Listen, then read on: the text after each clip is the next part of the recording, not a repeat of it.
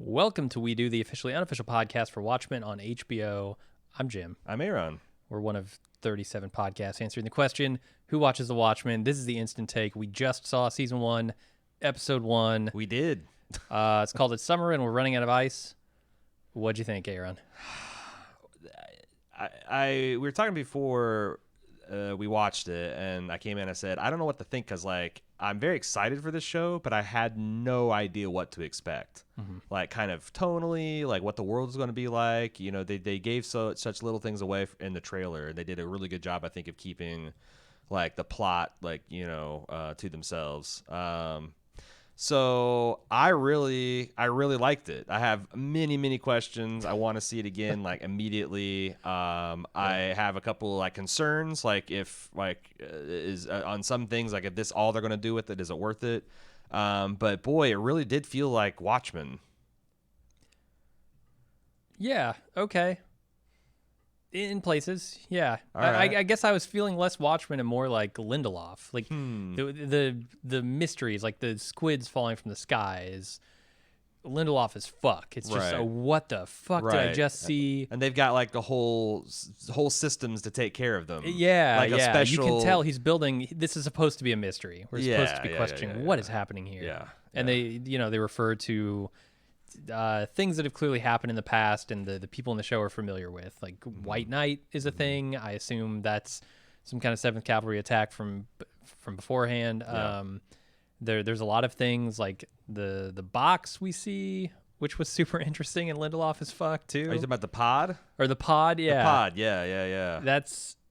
It felt very Blade Runner, like that android test you give to somebody. Because I was like, the whole time, I'm like, is this supposed to make him crack? Is this like a Clockwork Orange thing? But I guess it's just more of some kind of physiological response test. Yeah. I do think it's interesting because, like, the only thing I can kind of think of to criticize is I hope they're doing something more with, like, what they're doing with their social commentary than just like our world, but opposite. Mm-hmm. Like, in our world, like, poor white the citizens are terrorized by a majority black police force, you know, and this police force doesn't have, like, unilateral use of force. They have to, like, request permission, get buzzed in, and there's body cameras, and you have to ask for consent, and still that's like, there's a lot going on there. That's what I'm saying. Like, I'm doing all my like arithmetic, Abacus style, and I'm like, okay. It's all very cool, but I also can think it can be it could be very shallow. Yeah. If this is all they're going to do with it. There's other thing I guess is different is that you've got, the poor white community is not taking this laying down. Mm-hmm. Like they are really fucking geared up.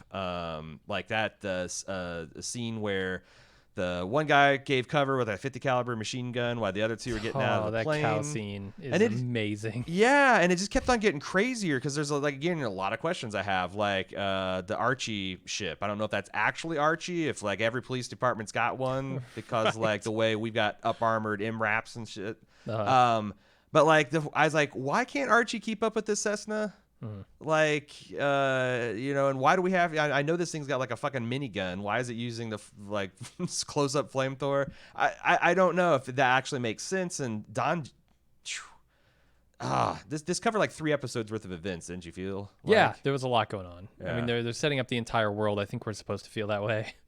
Yeah. It's it's a fictionalized, historically altered, modern day tale, which is fucking weird, but.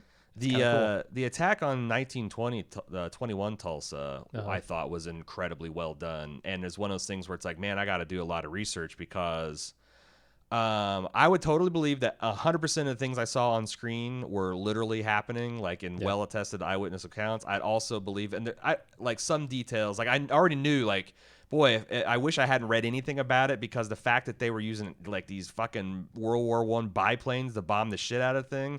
But like you got the kid who it turns out is actually going to be Hood of Justice, growing up and watching these silent movies, and then when he went outside, it was like the inversion of the silent movie. Like he had this like the black heroic sheriff that's doing justice, and then you go outside and there's like these guys on the street playing this piano like this exciting silent movie music, and I'm like, is this an artistic license just to kind of show that this is like a funhouse version of the movie? Like here, black guy's going to be right, he's going to be just, and out here on the streets that's getting, you're getting brutally repressed and killed. Or is that an embellishment?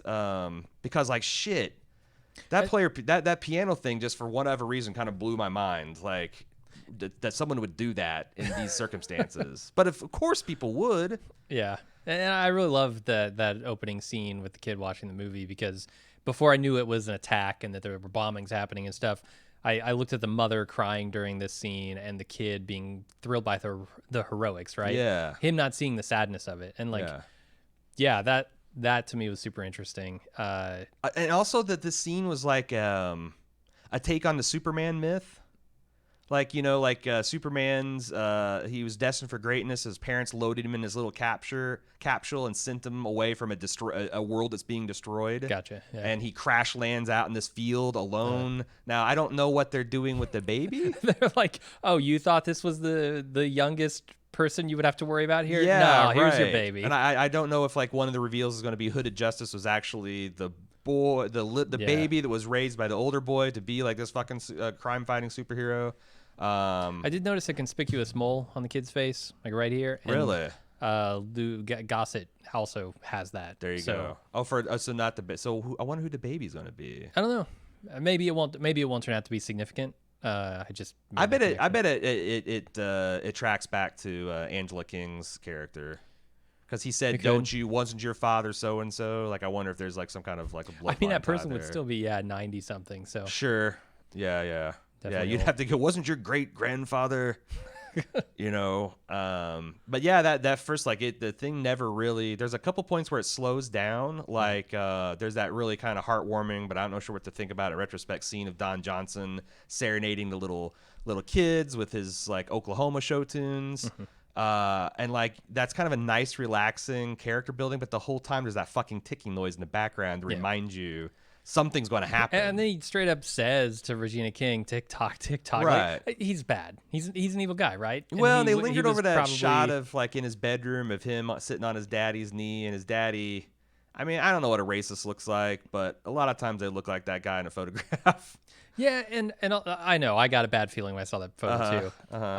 The other thing about it though is this guy's not wearing a mask, and I kept thinking, how is he not fucking dead? Like if all the cops and all the villains are wearing masks, and anybody who isn't and is trying to enforce the law is killed, how is this guy surviving? It kind of makes sense if the bad guys are, he's officially on the good guys team, but he's working with the bad guys. Right, and you wonder like how many of his men, like of his inner circle, or might be in on this. Yeah. But there's also I have a lot of questions. Yeah, and also and they want to answer them for me, right? They kill them right away. It's and also this society does seem pretty horrifying because obviously a vigilante can just come and kick your door down and take you and throw you in without and any just kind call it of terrorism, and it's all above board. Yeah. There's I'm like, ooh boy, this would be again like similar to Our World but opposite. I'm sure there's going to be, because they're talking about red furations, and you mentioned in the preview podcast that like one of the genesis of this of the TV series is Lindelof reading the Ta-Nehisi Coates case for reparations. Yeah, and so they call it red furations. Red furations, or of course whatever. They would. It's actually pretty fucking catchy, It's like Obamacare. It sounds like something would stick. A little hard to say. Yeah. Yeah. It is red furations. Adrian Veidt declared dead in a newspaper article.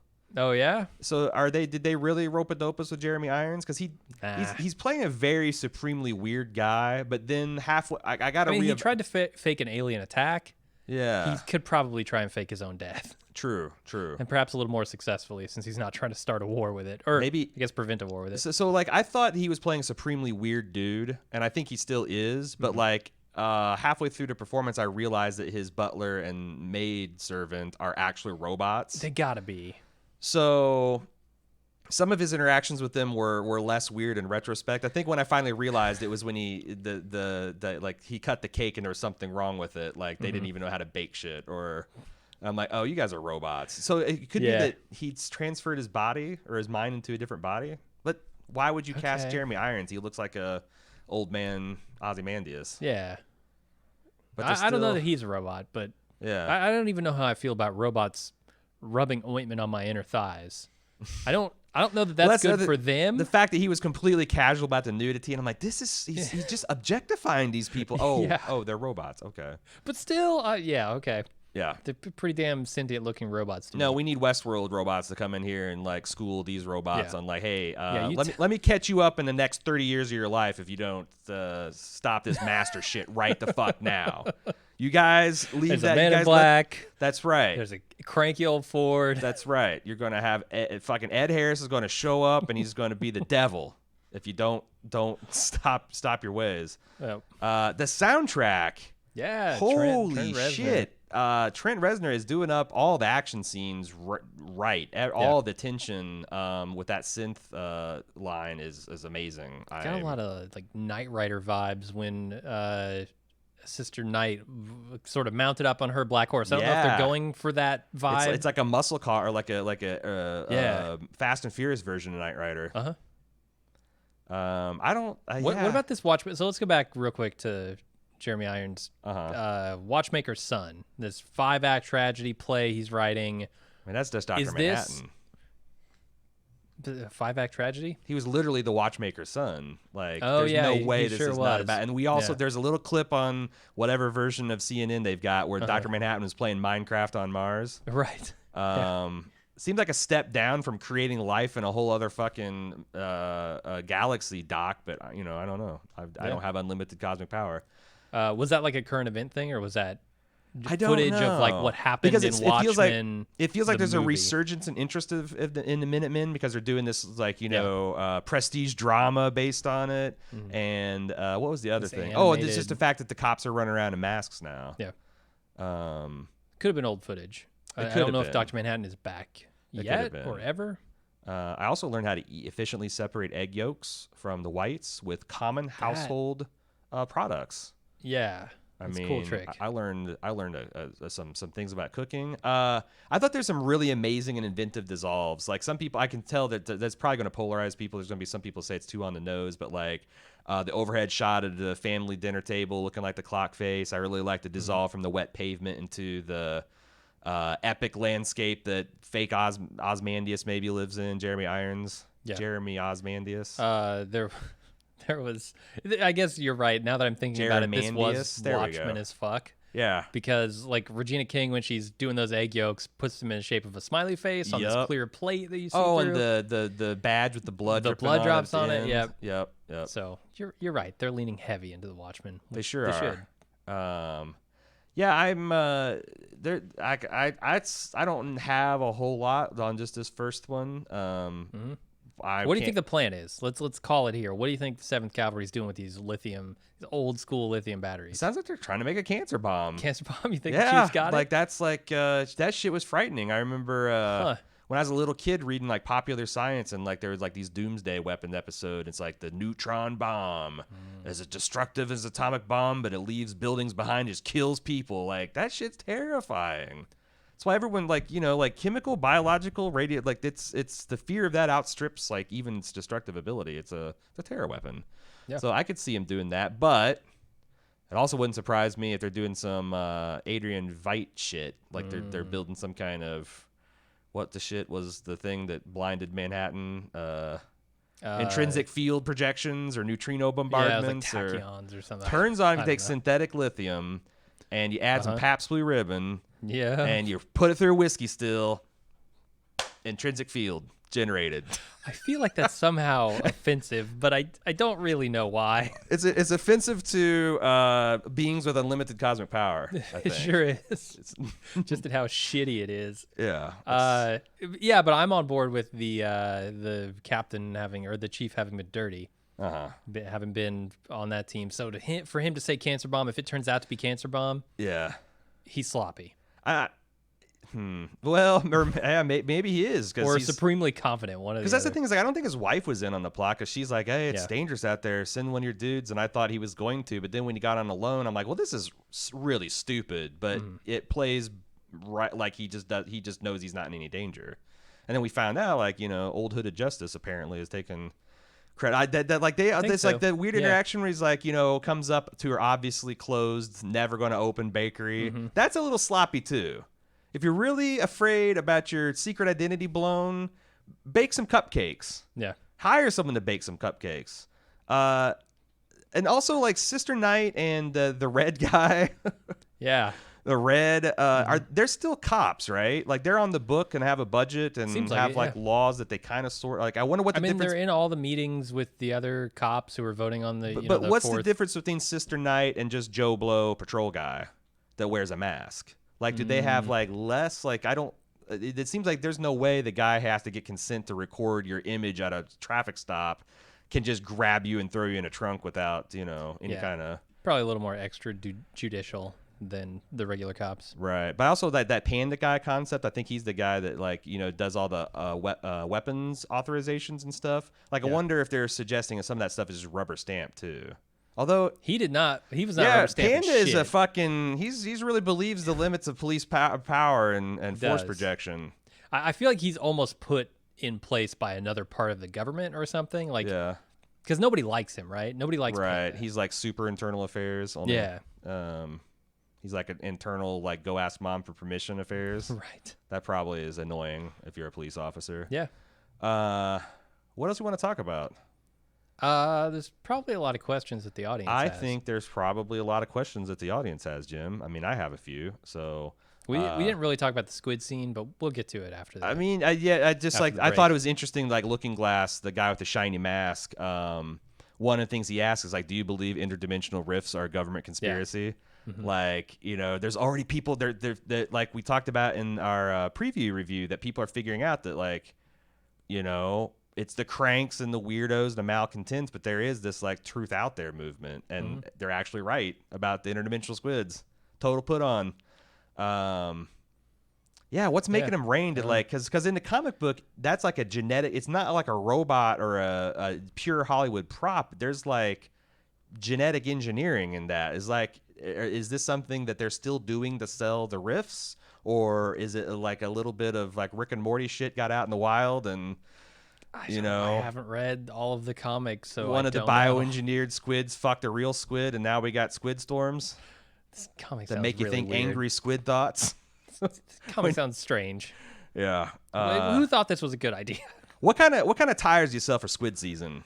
Got to get those steel belted all squid seasonal tires. I mean, I loved seeing that they had a squid street cleaner. They'd have to. like so good. You had the question of the night: how the fuck do you drive? And they're shown as like liquid snot. Yeah, it's gelatinous. Like, like driving on a fucking street of Vaseline. It's not going to work. Yeah.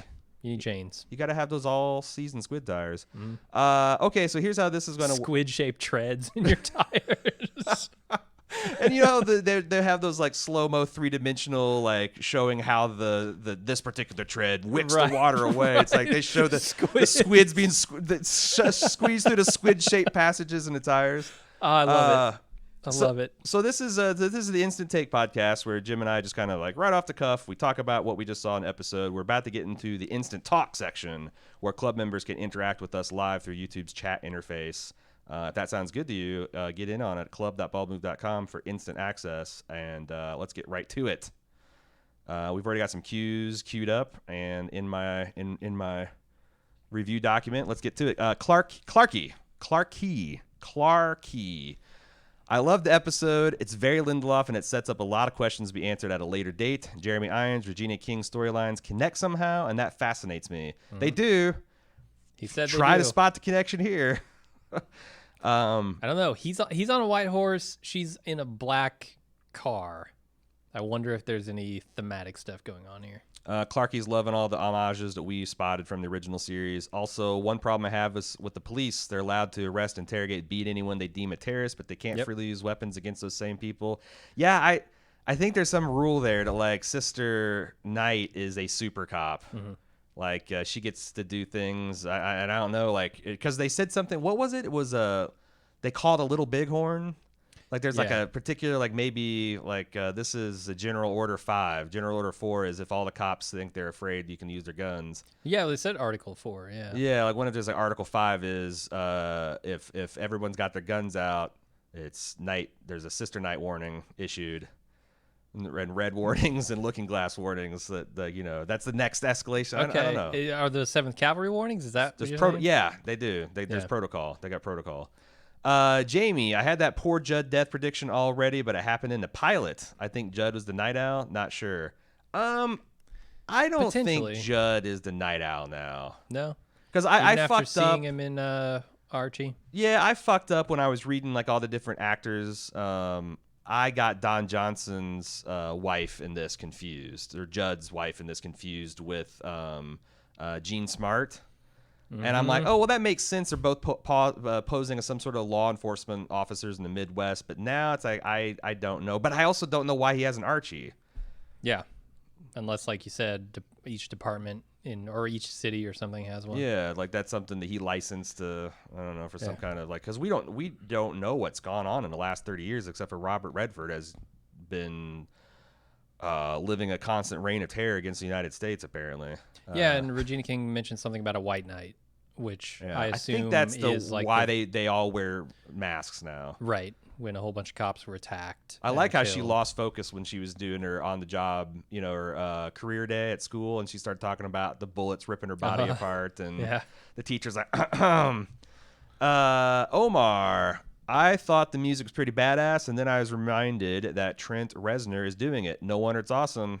I mean, go figure. You hire a really good musician to write your music, and it's really good. Yeah. It's a great pilot. The Maid and Butler are robots, right? They don't look like anything to me, so almost certainly they are. I really think the scene with Jeremy Irons wasn't even acting. That's exactly how I picture his real life. Yeah, that's the thing. He's really good at playing a really weird dudes. Yeah. Jordan, the TV read that Adrian Veidt had died. However, old Cake Man appears to be Veidt. Let's flip a coin. Has he faked his death? Yes. That's what I'm thinking. Yeah. Or transferred his body to a sexy Jeremy Iron-looking appearance. That eats cake? That eats bad robot cake. That's J.J. Abrams' production company, right? Bad Robot? Bad Robot Cake. Yeah. Cape Gabe, I hope every force is required to have an office panda. It just says an office panda. I think it's officer panda, but office panda is good too. Johnny, it looked to me like the structure Dr. Manhattan was raising on Mars matched the first shot of Jeremy Irons' castle. Ooh, if true on the instant talk, that would be pretty hot. Oh. Yeah, we got Dr. Manhattan a little jealous, huh? A little jealous it makes of sense Jeremy Irons' castle. Manhattan and Ozymandias were working together in the first one. Yeah. Now with Dr. Manhattan having the wool pulled over his eyes, it'd be interesting if maybe they're working together again. Only this time, Doc's got his peepers open, peepers wide open. But why would I don't know? Like, why would he be building scale models of Jeremy Irons' castle? It's all happening on an anniversary. Do you think? Yeah, what is his anniversary? I don't know. Of creating androids? Of syncing his brain to his android body? Well, I was wondering if it's not the anniversary of the events of the first Watchmen. That would be big. That would be big news, though, right? If it was the 30th anniversary of the squid attack. Like, you would see that in, like, all the different... I keep forgetting that a giant fucking squid came out of the sky on these people. So right. Yes. Interdimensional squid rifts are a no-shit reality to these people. You're right. They're bullshit reality, but to these people, they're a no-shit reality. So Jamie was speculating it as the anniversary of the squid attack. Yeah. I just wonder if, like, the 7th Cavalry stuff could be part of his plan. Part of a new plan, whatever it might be. What? Do you think they're even going to go that direction? You think they're going to have him sort of orchestrating things behind the scenes? I mean, again? there's a whole, like, this whole play in 5 acts has got to be, and then there's someone else in I don't know if you guys all saw this season on, but there's another person talking about how they got a plan to save the world. It might be a good call. Like, why would he see a value of rabble rousing a bunch of racists? I don't know. I mean, to discredit the anti-squidites, like to tie them to some like kind of racist identitarian movement or something. Identitarian movement. Let's see. Killer Toe said they are detectives. The regular cops are the ones that wear yellow. Oh. Huh. So the superhero cops are the the other thing is like I'm not entirely sure the difference between a patrolman and a detective. Except detectives seem to dress like schlubby businessmen. I think they're the ones who actually go work on cases that need to be solved. Yeah. As opposed to respond to calls. And... Okay. Right. Yeah. Right. But like in terms of like the scope, like detectives don't have any more rights inherent than a police officer. Right. Whereas like if detectives could just beat the shit out of you and pull you out of your home with no warrant and throw you in a psychological torture chamber, then I'd be like, oh, okay. But like, yeah, in this world, I wonder what the differences is there. Let's see. Jared pointed out the sign at the beginning said the future is bright as opposed to the original, the end is nigh. Yeah, that's okay. This is getting to where I'm gonna the thing I'm concerned about, that like you can't just do Watchmen but opposite, or like current day but opposite. I'm certain there's more twists and turns into that, but this is the kind of stuff that is okay, sure. What's the second stage of this bomb or this rocket going to be? Clarky, would you rather take the risk with the leftover style departure or deal with the squid rain in perpetuity? How good are those squid seasonal tires, man? Because if squid rain equals like, hundreds and thousands dead on the highways every time, that'll add up pretty quick to 2-3% of humanity. It'll be fine. Elon's going to program a squid mode into the Tesla, and we'll all be just driving around like it's no big deal. Yeah. It changes the squid mode changes the frictional coefficient of squid within the 2 centimeters of Tesla tires. You haven't got that? Have you already got that patched in your side? No, I hear it's coming early next spring. Yeah. We need it. We needed it like 30 years ago, Jim. Let's see. Jamie, if the play is called The Watchmaker's Son, I think Vate is setting up events to get Manhattan's attention, maybe. Yeah, that was my thought as well. That like, well, it turns out I think if who was it? Johnny is correct. Maybe he's already got his attention. Killer Toast, Little Bighorn was where Custer lost and died to 7th Cavalry to Custer's troops. Yes. So that's what I'm saying. Like, is Little Bighorn, is that like, because they mentioned like it being a war before too. Like, we don't want to start the war again. Is like a Little Bighorn, is that the code word for like, yeah, we're now at war, release the Archies, release the assault weapons? Because Sister Knight was going around with just a service weapon, it looked like, but Old Boy Red had like a fucking effing P90 or something. I don't know what thing he was using. That I think is going to be the instant talk for tonight. Thanks for everybody for being a part of the club and supporting us. We hope you guys enjoyed this. Really excited to dig into this and get down and meaty with it. In this 2019, actually, the majority of meat products are plant-based. Yes. Completely, because right now it's like just starting to market. You get the soy burgers and Incredible Burgers to Beyond. No, this is full on. They've been vegan for 30 years now, and there's a small contingent that's doing full beef burgers now. Yeah. Their Incredible Beef is actually beef. That's what's incredible about it. That someone's figured out a way to make cheap cow meat in this Watchmen 2019 the 7th universe. Cavalry figured that out during this episode. Yeah, that's true. That's true. They made a very efficient amount of hamburger. I don't know if they passed inspection. Those bullets probably. Yeah. Yeah, and you'll never get all that metal out. No, it's lead poisoning. Yeah. That's what do you think? They still run around with cyanide pills in their mouths, or is this the world's largest allergy tablet the guy took? Oh. Yeah, of course it's cyanide. Yeah, I thought it was pretty pretty ballsy to like wave the pill on your tongue. Mm-hmm. Like, what if she'd kicked him and like chopped his tongue off? What if it rolled out? What if it just rolled off? You look like a real fucking idiot. You sure would. And you throw in the pod. Mask-wearing extreme racist. You look real Not dumb. so bright, are ya? Okay, everybody, make sure you get your emails to watchmen@baldmove.com. We'll be back Tuesday. Have a great night. See you.